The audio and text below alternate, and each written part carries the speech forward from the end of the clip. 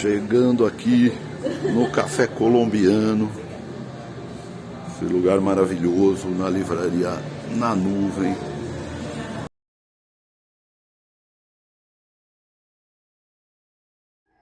Eu vou te pedir só uma coisa. Sim. Para você olhar para lá também. Porque senão fico sempre desse perfil. Eu acho vou tentar. que é difícil, mas vá, vamos tentar. Esse negócio aqui ficou meio mais... Fica meio artificial, mas vá. Não, mas a gente fala aqui e fala lá. Tipo telenovela, é novela. Mas enfim, pode olhar para mim e para lá. Vamos lá. Sim. Boa tarde. Começando aqui mais um Conversa com Autores, e dessa vez uma edição super especial. Tenho aqui o prazer de receber minha amiga autora Cláudia Lucas Schell, direto de Lisboa, Portugal. Aproveitar essa passagem dela por aqui para a gente conversar um pouco, não só sobre o livro Confissão, que eu tive o prazer e a honra de publicar aqui no Brasil, mas também um pouco sobre as histórias, sobre a literatura, Brasil, Portugal, sobre a carreira da Cláudia. Então, Cláudia, muito bem-vinda à Livraria Na Nuvem, aqui Obrigada. No Café Colombiano, a quem eu agradeço já pela acolhida para esse papo. Obrigada, e parece um pouco surreal estar aqui de repente contigo no Brasil, nós que só nos fomos falando por mensagens, não é? E de repente estar aqui, não te consigo explicar, estou mesmo muito, muito feliz. Que bom! E você fez boa viagem? Fiz muito boa viagem, é longa, acho que foi a viagem mais longa que eu já fiz, né? Mas como vinha bem acompanhada, fez muito bem. Isso faz a diferença. Sim. Dá o quê? Umas 10, 12 horas? São 10 horas. Você já tinha estado no Brasil? Já tinha estado no Recife quase há 30 anos. É melhor não dizer 30 anos, parece que eu já sou muito idosa. Mas foi para aí há 30 anos, no Recife só. Criança? Eu estive no Recife, Mas São Paulo não? São Paulo nunca tive. Primeira vez. Primeira vez. Primeira vez. Você chegou ontem? Cheguei ontem e vou-me embora amanhã. Portanto, assim uma passagem. Mas é uma viagem muito longa para tão pouco tempo. Eu vou-te explicar. É uma viagem que por acaso saiu gratuita, não é? Foi uma viagem que eu tive lá de fazer gratuitamente, então eu pensei, bem, vou aproveitar e até para também te conhecer a ti e perceber como é que é esta cidade, porque eu não, de facto, vou olhar para ali. Não, olhe para lá, para cá. Para conhecer a cidade também, claro. Claro, e deu tempo de passear hoje? Vai passear mais amanhã? Hoje deu para passear, amanhã vamos passear todo o dia e depois ao final da noite então voltarei para Lisboa. Você sabe que a gente tinha conversado rapidamente por mensagem, Sim. Você tinha falado de museus, e aí eu me lembrei, falei para a Pérsia, terça-feira é um dia em que os museus são gratuitos, então eles são muito cheios. Pois é, fui lá e não deu para entrar. Já estava esgotado, eu não sabia, podias-me ter avisado que eu tinha pré-reservado. Aquilo de uma fila, avisaram as escolas todas, mas é bom sinal, não é? Todas as terças os museus são gratuitos. Em Lisboa também há alguns museus que ao domingo são gratuitos, mas não tem esta quantidade de gente que eu vi aqui, que é significativo, claro. Sim. E me diz uma coisa, Cláudia, você... Depois a gente vai colocar ali um pouquinho da biografia. Sim. Mas além do Confissão, que é um livro que eu conheci pelo Prêmio Oceanos. Era isso que, por acaso, eu nunca te perguntei e tive sempre curiosidade de perceber como é que tinhas chegado até ao Confissão. Só. Eu me lembro que quando saiu essa lista do Oceanos, em que você estava entre os finalistas, a gente tinha 2 autores que eu tinha publicado que também estavam finalistas. Ok. E aí rolou aquelas gravações de trechos do livro, nas vozes dos autores. Exatamente. E quando eu escutei, o seu, por sinal, foi o primeiro a sair. Sim. E quando eu escutei, eu achei incrível. Pois foi o primeiro, lembro que foi o primeiro, exatamente. Sim. E eu achei muito bom. Sim. E a primeira coisa que eu fiz foi tentar conseguir o livro. Sim. Mas o livro não era disponibilizado no Brasil. Não estava cá, sim. Exatamente. E aí eu já estava com a ideia de trazer alguns autores de língua portuguesa para publicar aqui. Sim. E aí falei, porra, esse podia ser o primeiro. Opa, que bom. Mas ainda era um sorte a minha, sorte a minha. Falei, deixa eu falar com essa moça e ver se ela topa, né? E aí foi tudo muito legal. E quando tu fizeste a proposta, eu fiz aquele ar muito politicamente correto, não é dizer, sim, estava do outro lado. Uau, que bom, que bom, vai para o outro lado. Mas sabes porquê que esta coisa de vir aqui e também de conhecer e o livro estar aqui publicado é mesmo importante, porque para quem conhece o livro, quem já leu e quem venha a ler, a ligação ao Brasil que está neste livro começa no meu nome, não é? E é uma coisa que está logo na introdução do livro. Eu chamo Cláudia por causa da revista que vocês têm aqui, a revista de decoração que a minha mãe comprava na altura quando eu era miúda. E depois há uma outra coisa que é um pormenor que é engraçado. Eu nasci no dia 3 de janeiro, que foi quando em Portugal começou a novela Casarão. Era uma novela... Olha, foi o telefone.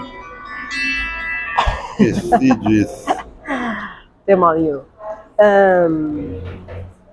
As novelas naquela altura, final dos anos 70, início dos anos 80, eram muito importantes em Portugal. O país parava literalmente para ver as novelas brasileiras. E, portanto, no primeiro episódio do Casarão, a minha mãe entrou em trabalho de partos e não pôde ver o primeiro episódio e ficou muito zangada comigo porque eu interrompi o primeiro episódio da telenovela. Há aqui duas ligações fortes, que é com o dia do meu nascimento e o meu próprio nome. Há aqui esta ligação com o Brasil, portanto tem piada, há aqui um lado emocional. O Cláudia é com acento. É com acento. O seu nome verdadeiro. O meu nome verdadeiro é com acento. Com acento. Sim, sim. A revista é sem acento. E sem acento. E aqui na história, na autoficção, Cláudia sem acento. Que é marcante, inclusive, nessa fala dessa leitura do Prêmio Oceanos que a gente usou naquele book trailer. Né? Exatamente, exatamente. E eu tenho outros livros, eu tenho, por exemplo, um romance que se chama Aqueles que Vão Morrer, que é também um livro que a protagonista é a Cláudia.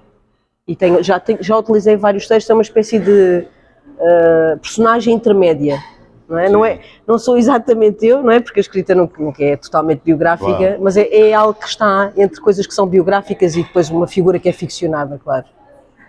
Você falou das novelas brasileiras lá em Portugal. Sim.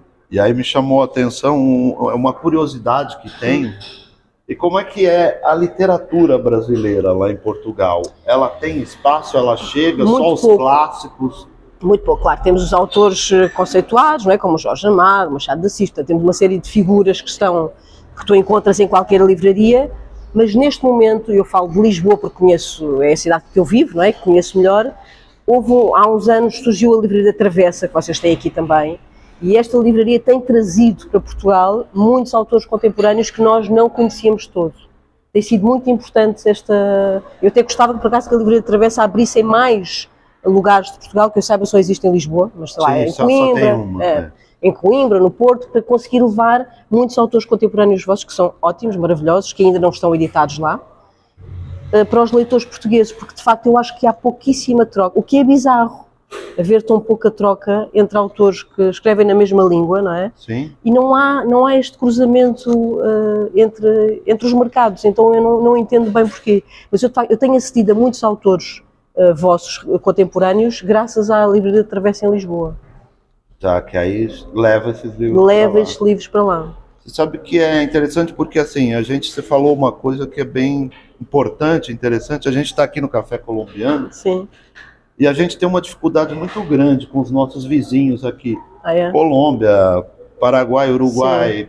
Argentina. Sim. A Argentina tem uma literatura muito forte, ótimo. Cinema muito sim, forte. Sim, sim. Mas assim, nos eventos da América do Sul, sim. a língua nos separa, né? Exatamente. Então você vai em Buenos Aires, você encontra livros do Uruguai, do Paraguai, mas pouco do Brasil. Pois. Porque a língua nos separa. Sim, mas aí de facto é assim impeditivo, não é? Sim, e aí essa ideia de que Brasil e Portugal teria tudo para estar mais próximo. Tinha lógica, não é? A gente também tem recebido aqui algumas coisas de autores contemporâneos portugueses, mas aí eu também imagino que são nomes bastante conhecidos. Sim, sei lá, se falar certamente sempre do Gonçalo M. Tavares, Walter Ugumem. Sim, mas são autores que em Portugal são autores que em Portugal não só estão associados a grandes editoras, não é? Grandes editoras, como já têm um nome também estabelecido em Portugal e já estão traduzidos também para muitas outras línguas. Portanto, eu acho que aqui outros autores que são mais alternativos chegarão pouquíssimo, porque também estão associados a editoras muito pequenas em Portugal, portanto essa ligação é muito difícil, muito difícil. Então, e aí eu acho que também os autores que estão chegando lá são os autores contemporâneos aqui, mas que também estão nas grandes editoras. Sem dúvida, sem dúvida. Por exemplo, há uma editora que tem chegado agora lá em força, que é Todavia, a vossa. Sim. Pronto. E há muitos autores que são de facto interessantes e têm um trabalho bom, mas é das editoras que eu sinto mais proeminentes agora a chegar a Portugal. Eu não sei o que é que representa aqui no panorama literário no Brasil, não faço ideia. Eu vou te dar um panorama, Sim. então. A editora Todavia é de um Sim. filho do Banco Itaú, um dos maiores bancos do Brasil. Ok, faz Então, sentido. é uma editora que tem muito dinheiro. Ok. E aí, é claro, a gente sabe o dinheiro Claro. facilita É muito a circulação. a Exatamente. travessia. É muito rápido, exatamente. Então, assim, ela é uma editora recente. Sim, Ela tem, acho que menos, tem 5 anos, sim. mas ela já começou grande. Sabes porquê? Eu acho que, pronto, agora eu não sabia esses meandros de movimento, não é? Mas há ali uma coisa que também, eu não sei quem é que está à frente do catálogo, quem é que escolhe os autores, mas é um catálogo que está bem feito, está coerente, faz sentido os autores que estão escolhidos. Sim. E, portanto, quando nos chega a Portugal esta junção de autores, tipo, olha, aqui está um trabalho que é interessante, de facto. Mas é isso, não é? Há outras coisas a facilitar essa viagem. E aí são autores assim que aqui já são também a boa parte conhecidos. Sim, Todavia sim. publica também autores do mundo todo. Okay. E o editor era o editor da Companhia das Letras, que é a maior editora do Brasil. Exatamente. Então tá ali um grande editor, de uma grande editora experiente, com grana. Sim, né? sim, isso dá uma sim. facilitada. Claro que sim. Aí imagino que, assim, essa dificuldade que a gente tem de trocar das pequenas editoras, Sim. isso passa também pela falta de grana das pequenas Sem dúvida, editoras, claro. né? Era algo que talvez a Travessa pudesse fazer. Perfeitamente. E que a gente talvez pudesse tentar fazer de alguma maneira, não sei como. Você sabe que... Eu posso te ajudar nesse contacto. Eu acho que a gente já está começando aqui. Pronto, eu não posso prometer, mas conheço a pessoa que está à frente da Travessa, de lá em Lisboa, portanto é uma questão de falarmos sobre isso. Está gravado, eu não posso, lá estar, não estou a fazer uma promessa, mas estou a dizer que posso tentar esse contacto. Sim. Mas olha, você sabe que até para conseguir chegar na Companhia das Ilhas, que é a editora que publicou esse livro aqui em Portugal, né, a primeira edição lá em Portugal, também não foi tão fácil. Eu sei, tu disseste na altura que tinha sido difícil esse contacto. Então, mas depois... Mas eu explico-te esse contexto também. Eu adoro o Carlos Alberto Machado, que é o editor. O Carlos é alguém que está à frente daquela editora com muitos autores neste momento, totalmente sozinho. Ele está sozinho. Eu não sei se tu fazes aqui esse trabalho também. Essa história. Estás a perceber? E, portanto, são muitos autores, o dinheiro muito também do investimento dele próprio. Sim. Portanto, ele edita livros porque ele adora ser editor e adora os autores, e há ali muita coisa que é só de paixão e, portanto, às vezes não chega a todo lado porque ele sozinho. Estás a perceber, portanto, do contexto do editor independente, o Carlos é mesmo um editor totalmente independente, que não depende de ninguém e está sozinho, e por isso eu lembro na altura de tu dizeres que estava a ser complicada a comunicação. Então, mas a história então é muito parecida com o que a gente vive aqui também. Pois deve ser. As pequenas editoras. Muito parecido. Claro. Porque há pouco dinheiro, não é? Portanto, tens só uma ou duas pessoas à frente de uma editora. Exato. Eu própria tive uma editora há uns anos. Você? Tive, também sim, uma pequenininha com a Maria Quintans, com uma outra autora. Começámos a perder dinheiro nosso. Era o nosso dinheiro que estava ali, não é? Sim. Para editar autores e, portanto, pensámos, bom, isto é bom, é um trabalho interessante, mas não dá para continuar. E, portanto, é isso, ou tens uma rede financeira por trás que sustenta, ou então é muito difícil. A gente não deu a sorte de nascer na família de um banqueiro. Exatamente. Ajudava bastante, claro que sim. Ajudava. Mas, falando um pouquinho do livro agora, me diz aqui, isso também é algo que, assim, deixa todos curiosos. Pérsia leu o livro também, a gente sempre comenta sobre isso. O que tem aqui de autobiográfico? É 99% desse livro. 99%. Depois, o que eu acho que há aí que não é biográfico, ou seja, em termos de factos, de conteúdos, ele é totalmente biográfico. Depois o que está aí é um olhar, há um filtro que é da pessoa adulta, não é? Eu agora, enquanto autora, a olhar para esses factos. E é claro que aí há um enviesar desses factos, não é? Mas todas as circunstâncias que estão aí aconteceram de facto. A descrição do cenário, ela é muito forte, real, muito é marcante real. também. É real, sim. Isso há fotografias que provam esse facto, que eu nunca anexaria ao livro, obviamente, porque eu acho que o que é interessante aí, eu quando propus a escrever esse livro foi um bocadinho inconsciente ou inconsequente, não pensei muito bem, se calhar, ao nível de exposição também que está aí contido, não é? Há aí um lado que está muito exposto, mas também sempre confiante de que quando tu estás a ler, ou não é, quando alguém está a ler, aquilo que tu estás a ver aí não é aquilo que eu escrevi, não é? A leitura é 50-50, 50 do que eu escrevi, 50 do que tu trazes, não é? Da tua bagagem. E portanto nesse encontro eu acredito que nasce também uma ficção, não é, de factos que são basicamente quase todos verídicos, mas que a tua própria bagagem vai ler de uma forma que não é aquela que está aí. E portanto defendo-me também dessa forma, que é saber que tu estás a interpretar o livro de uma forma que não é exatamente aquela que eu visualizei, nem a que eu vivi, nem a que eu visualizei quando escrevi.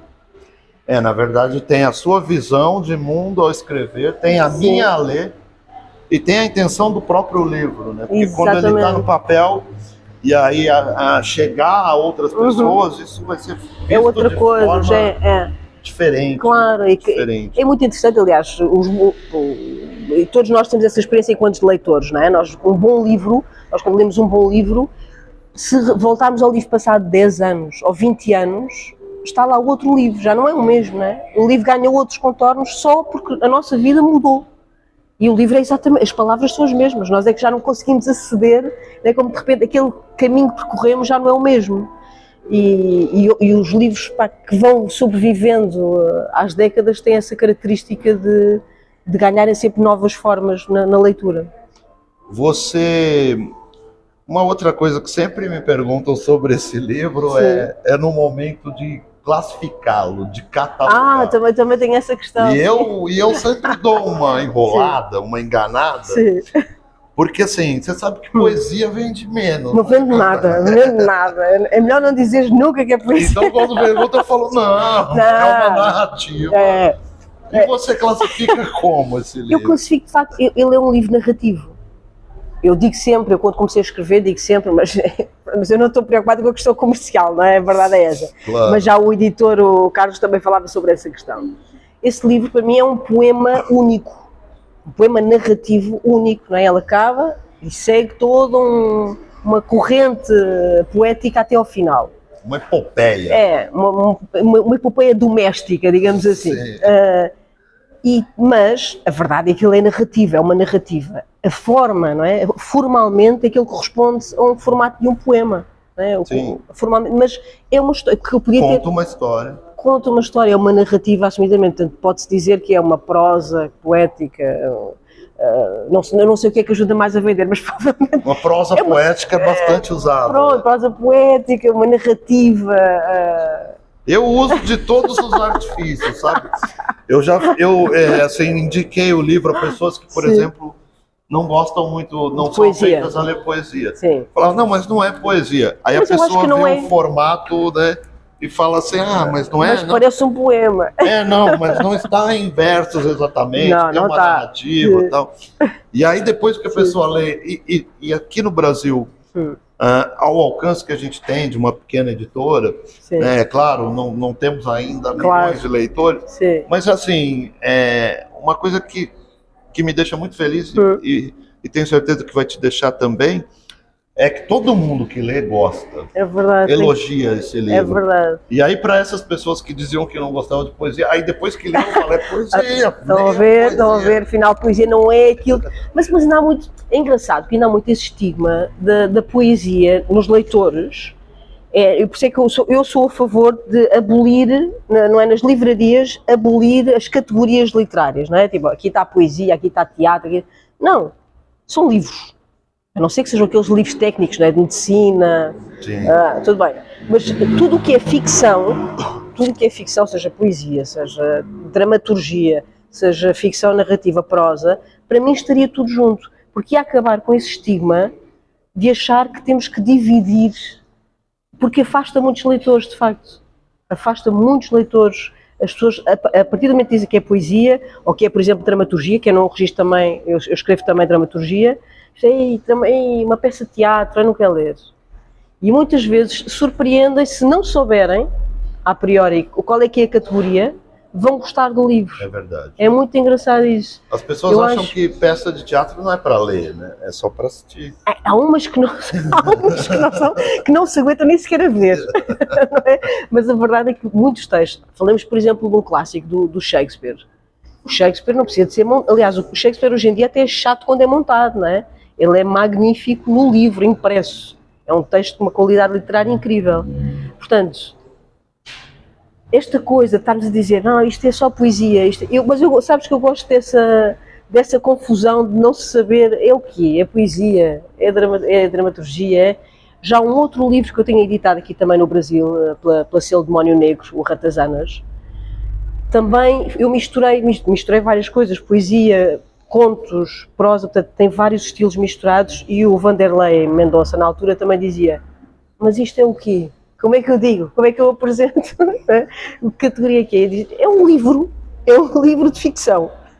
E a pessoa que descobre depois o que é. Mas bom, isto é num mundo ideal que seria um pouco, se calhar, caótico tentar fazer assim.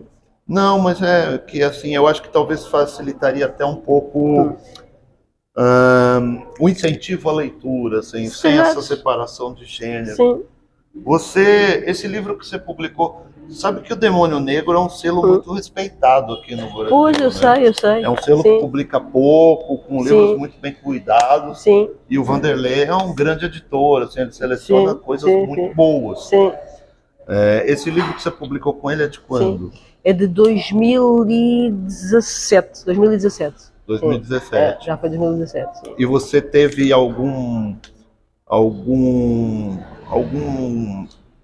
resposta, Não tive nenhum depois de feedback, não faço ideia mesmo. Aliás, eu na altura que falava mais com o Vanderlei, depois perdi um pouco o contacto e eu não sei mesmo, ele hoje por acaso vai estar na conversa que vamos estar, porque também vou conhecer pessoalmente hoje, que eu também não conheço, vai lá estar hoje também. E pronto, eu nunca tive noção, e até lhe quero perguntar hoje, porque eu nunca tive noção de como é que depois circulou esse livro aqui no Brasil, não faço ideia. Sim. Agora eu acho que também as redes sociais, o Instagram, nos aproximou um pouco, né? Talvez isso tenha ajudado, parece pouco tempo, 2017 para cá. Sim, mas é bastante, mas são praticamente 6 anos, a internet se intensificou. Sem dúvida. Acho que desse agora a gente tem essa coisa das pessoas marcarem, né? De repente dissemina-se muito rapidamente, não é? Espalha muito rápido, mas mesmo, por exemplo, estava a falar do livro anterior e foi assim que eu conheci o Vanderlei, não é? O Vanderlei, eu publicava na altura algumas coisas no Facebook, ainda nem sequer tinha Instagram na altura, publicava alguns poemas no Facebook e alguns links para revistas e não sei o quê, e foi assim que ele descobriu o meu trabalho, portanto não houve nenhum contacto prévio antes disso. E tem sido para os autores, eu sei que há muitos autores que ainda são um bocadinho preconceituosos, não é? Acham que as redes sociais... eu acho que é uma ferramenta incrível para qualquer autor. Acho que não há que haver nenhum preconceito. É claro que aquilo não é um suporte para escrever textos, não é um suporte para escrever livros, mas ao nível da ligação entre, lá está, editores e escritores, entre os próprios leitores, de repente é incrível, porque realmente consegue chegar a muitas pessoas com uma capacidade que nós antes não tínhamos, não é? Nós estávamos dependentes das grandes editoras e da distribuição que faziam disso. Você teve contato com leitores? Tenho tido vários daqui do Brasil, que eu fico sempre, uau, é muito estranho porque nós estamos muito longe, não é? E a internet tem esta capacidade de parecer que estamos vizinhos, mas nós estamos muito longe e, portanto, ter pessoas aqui a ler e a dar feedback, que adoraram o livro, de alguma forma até se identificaram, não é? Que de repente culturalmente nós somos tão diferentes e sentir que as pessoas têm algum elemento de identificação com o livro, que isso foi importante. Eu, por exemplo, eu vi que o livro foi lido numa penitenciária cá no Brasil e isto é incrível, não é? O livro chegar a um grupo de leitura dentro de uma prisão é algo que nunca tal coisa me passou pela cabeça quando escrevi este livro, não é? Chegar às pessoas. E tenho tido esse feedback e fico sempre fico contente, obviamente, não é? Teve em clube de leitura. Teve em clube de leitura, que vai estar, exatamente, sim. É um livro assim que acho que me pegou da mesma forma que pega os leitores que chegam, que te pega do começo mesmo, é uma história que você Eu tenho passagens do livro que eu tenho assim na Uau. memória, assim, decoradas, Sim. sabe? Que são muito universais, né? Sim, Falam com a gente. Claro que eu não vou reproduzir sim. a frase exata, Uhum. mas aquela parte, por exemplo, em que ela faz aquela aposta mental, sabe, da Sim, perna. sei. Quem nunca fez isso quando criança, né? Exatamente. Então você se sente ali junto, Uhum. assim, te atinge, né? Te Sim, fala sim, contigo. Assim. sim. É um livro muito, muito bom, muito forte e tão curto. Ele é muito curtinho, sim. Então, assim, eu acho que também é uma ferramenta e tanto, inclusive, para formar leitor. As pessoas têm medo de livros muito longos, não é? E de repente os livros. Eu gosto de escrever livros curtos, mas também, não só porque eu acho que tenho uma prosa que, em termos narrativos, não tem uma grande extensão, não sou uma maratonista, não faço maratonas, gosto de contos curtos, gosto de textos mais curtos, e também, como leitora, eu também não gosto. Às vezes leio livros muito longos, obviamente, porque me interessam, mas eu gosto de livros também que não são. Não tens que ficar um ano inteiro agarrado ao livro. Gosto de um livro onde tu entras, usufruis da viagem, podes ficar anos a pensar sobre aquilo, mas não levas muito tempo a consumir o livro. Eu gosto desse objeto mais curtinho. Se calhar é por isso também. Mas este livro, eu acho que consigo, aquilo que estavas a falar de chegar às pessoas e de ter feedback, é porque eu tenho consciência que fui totalmente honesta na escrita deste livro. Se há outros livros onde eu estava mais preocupada com a forma, mais preocupada em controlar conteúdos, com a própria estrutura narrativa, este livro saiu assim, foi todo de seguida. Não tive dúvidas em nenhum fragmento, eu não tive dúvidas. Eu ia escrevendo, fui escrevendo de uma forma muito convulsiva e tenho noção que o tom que está aí é algo muito íntimo e que eu defenderei sempre.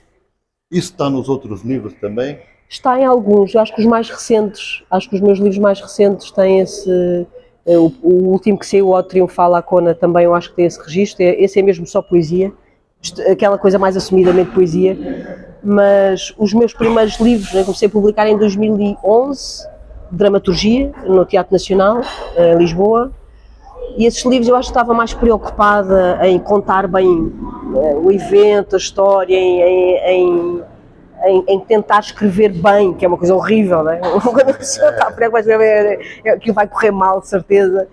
E acho que agora ainda sou uma novata, não é? Primeiro livro você quer meio que falar, eu quero me mostrar a escritora profissional. Até porque eu fui atriz profissional durante muitos anos e, portanto, quando me apresentei como escritor, tipo, não, isto tem que estar... E havia essa coisa que eu acho que também cria um distanciamento entre aquilo que tu estás a escrever, não é? Aquilo que tu queres escrever e aquilo que já sabes que vai ser lido, que eu acho que é horrível. Não me interessa nada essa posição. Eu quero escrever exatamente aquilo que eu sinto e que eu penso, por mais ficção que seja, mas que seja essa voz que é íntima, que é honesta no ato da própria escrita. E estes últimos livros, eu acho que, como estava a dizer, ainda sou uma novata, porque eu escrevo há poucos anos, não é? Nem chega a 15 anos que eu escrevo profissionalmente. Publico livros todos os anos. Quantos livros? 14 livros publicados. Nossa, que Eu trouxe ali alguns para te oferecer, já que vou dar. Mas eu acho que nos últimos anos pensei assim, olha, who cares? Eu vou escrever exatamente aquilo que me apetece. Porque a verdade é que se há outras coisas onde eu tenho contingências, tipo uma encomenda de um texto para teatro, um argumento para uma novela ou para uma série que eu também escrevo, eu aí tenho obrigações que tenho que responder, né? Eu tenho que atingir um objetivo que alguém quer. Sim. Nos meus livros é só aquilo que eu quero e, portanto, eu sinto bastante disponível nesta fase da vida para escrever só o que eu quero e não estar muito preocupada com o feedback disso. E se não for publicado, não é publicado, eu quero escrever exatamente aquilo que eu estou a pensar neste momento da minha vida. Seja biográfico ou não é a questão da biografia. Claro. É mesmo aquilo que eu penso. Desses livros todos, a gente tem poesia, dramaturgia... Prosa poética, tenho uma novela, que é Aqueles que Vão Morrer, vários poesia, contos, crónicas, ensaios... acho que tenho escrito em todos os cânones literários esta mistura de coisas. Você disse a carreira ainda curta, né, pouco tempo, mas pouco em tempo, 15 anos, 14 livros, Eu escrevo muito, eu é escrevo uma muito. média altíssima. Eu escrevo muito, eu sou bastante compulsiva. Por acaso, é verdade. Nos últimos meses, nem tanto, por acaso tenho estado a fazer outras coisas. Também estive a ensinar um espetáculo para teatro e tenho escrito menos agora. Mas eu escrevo muito e não sou uma autora que fica depois muito tempo a pensar sobre isso.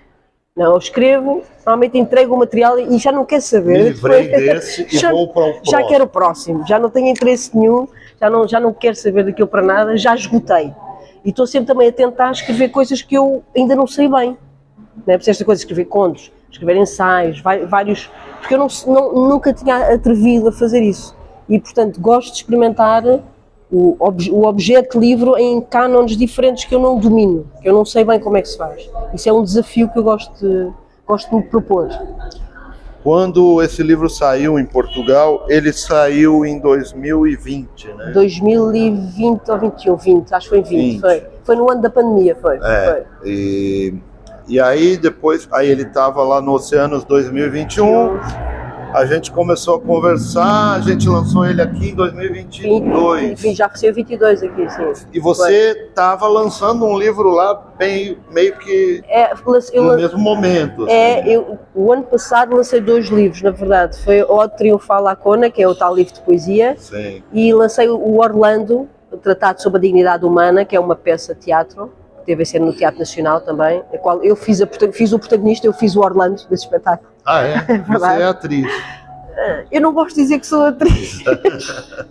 Eu fiz o curso de atriz, eu trabalhei muitos anos como atriz, mas eu não me sinto atriz. Eu trabalho de vez em quando, porque eu tenho uma companhia de teatro também em Lisboa, mas trabalho pontualmente como atriz, escrevo mais as peças de teatro da companhia do que propriamente trabalhar como atriz. Pronto. Mas o ano passado saíram esses 2 livros, o Orlando e o Triunfal, quase na mesma altura que saiu o Confissão aqui, sim, precisamente.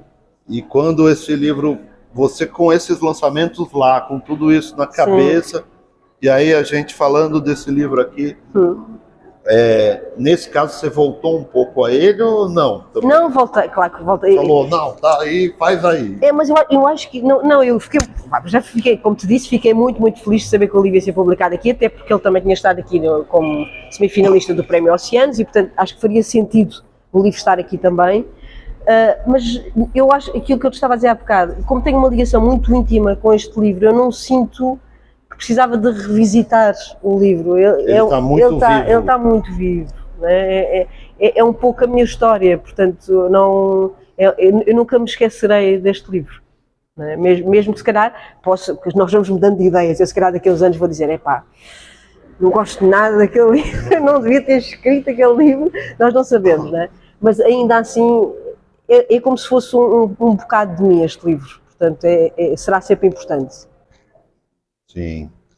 E esse mais recente, essa peça, ela já foi montada?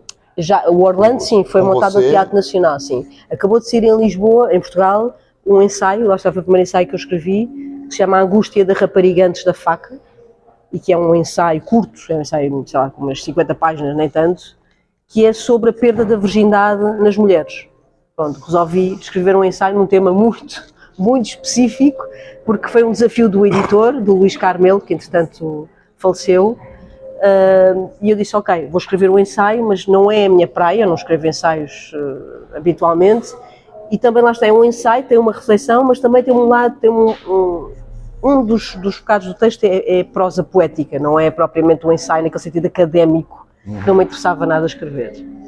E aí você escreveu, teve a montagem, você participa dessa direção? Assim, eu também ensino espetáculos, sim, mas o Orlando não. O Orlando foi a encenação do Albano Jerónimo, que faz parte da companhia também.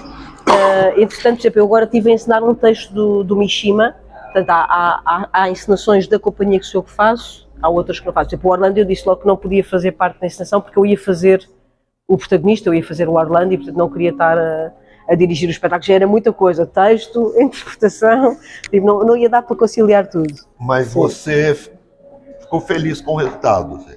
Eu fiquei feliz com o resultado, mas disse, eu tão cedo, eu não meto os pés no palco, porque foi aterrorizante, eu já não ia para a cena há 12 anos, e de repente eu entro na sala Garrett do Teatro Nacional, não é? Que é uma sala muito imponente,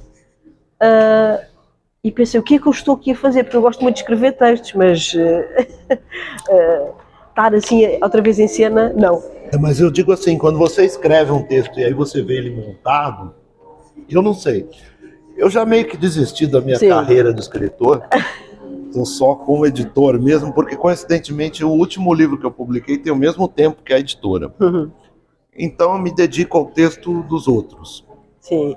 Mas eu fico pensando que deve ser muito difícil você escrever um texto e ver ele montado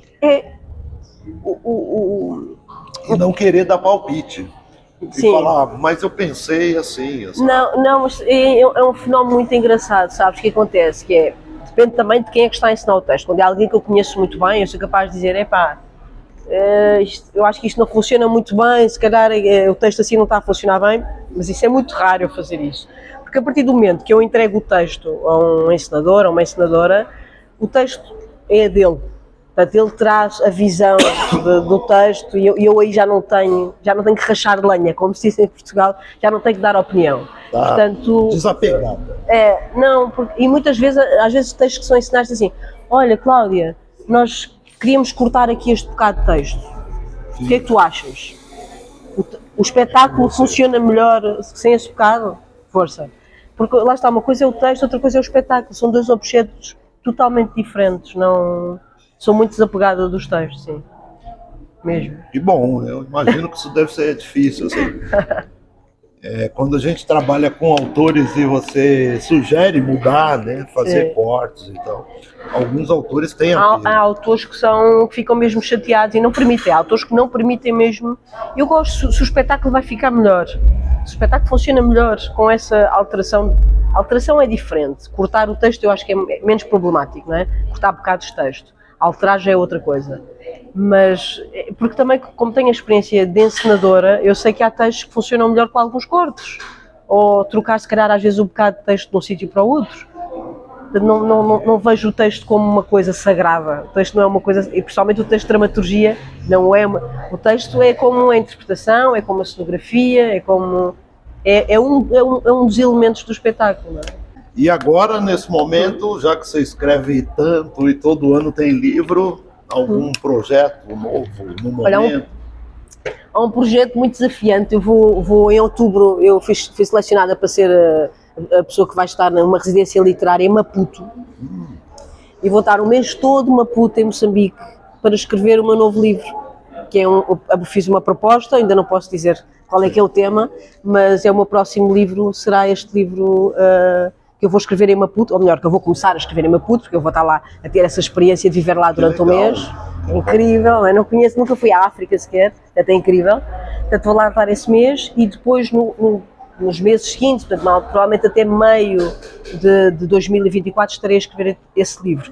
Antes disso vai sair, eu escrevo todas as semanas contos e crónicas para o Jornal Público, para o P3, o suplemento P3 do Jornal Público em Portugal, e vai ser numa antologia com os últimos 2 anos de textos. Ainda não posso dizer qual é que é a editora porque ainda não está assinado. Mas vai sair também, não sei se no final deste ano, se no início do próximo 2024 sai este livro novo, que também ainda não posso dizer o título, mas depois te direi. Tá certo. Bom, eu queria te agradecer por esse papo. Obrigada, ótimo, divertido. O tempo é curto porque a internet, né? É verdade, as pessoas desligam da gente. Já estou a mudar para outro link, é verdade. Mas queria te agradecer muito de estar aqui com a gente, conversar um pouquinho, falar do livro, te conhecer pessoalmente. Obrigada eu. Grande prazer. Muito gosto, obrigada. Até já. Até já. Isso aí, feito. Pronto. Está feito. Boa de conversa, Cláudia, né? Também, tu estavas engasgado, não estavas? Tá.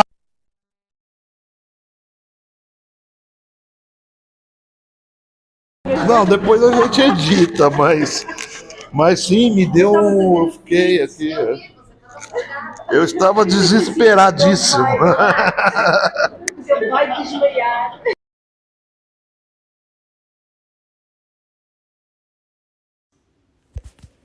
O meu nome é Cláudia, sem acento, graças à revista de decoração homónima que a mãe compra todos os meses na papelaria. É uma publicação importada do Brasil. Apesar de ser cara e de não termos dinheiro de sobra, nem uma casa que se possa decorar, nem a mãe vontade ou gosto em fazê-lo, parece dar-lhe prazer folhear a revista com a mente ensopada em ansiolíticos. Fala mergulhar no lar ideal.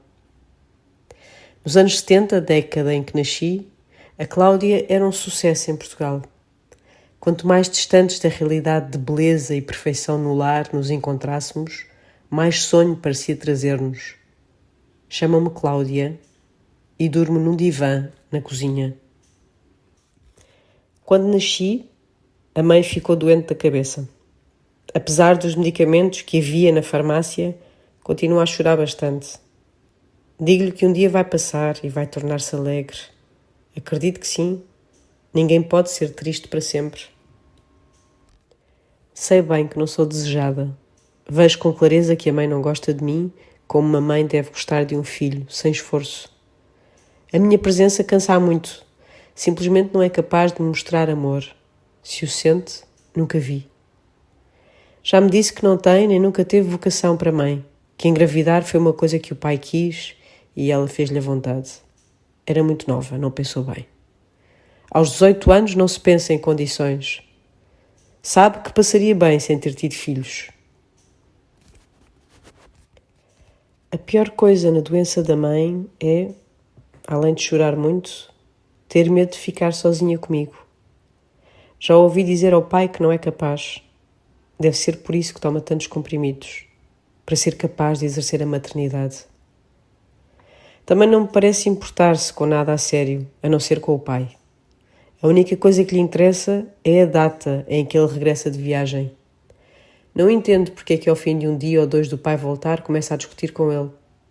Tem ciúmes, diz que o pai tem amantes no estrangeiro ou até outra família, quem sabe. Às vezes a mãe grita tão alto e enerva-se tanto com o facto dele negar as traições imaginárias que acaba por lhe fazer mal. Despeja-lhe copos de água na cabeça e até já lhe deu uma estalada. O pai não reage, não diz nada. Deixa-se ficar imóvel, com a água a escorrer pela cara abaixo até ao peito. Depois, com calma, entra na casa de banho, corre a cortina de nylon e eu vejo-lhe a sombra. Limpa-se devagar com a toalha turca. Nunca ouvi ser indelicado com a mãe. Nestes momentos de crise nunca excede na sintaxe. Estás enganada, não te traio, nunca te traí. Eu não entendo como não se enerva a sério. Sinto pena da cara do pai, tristíssima, pingando água canalizada.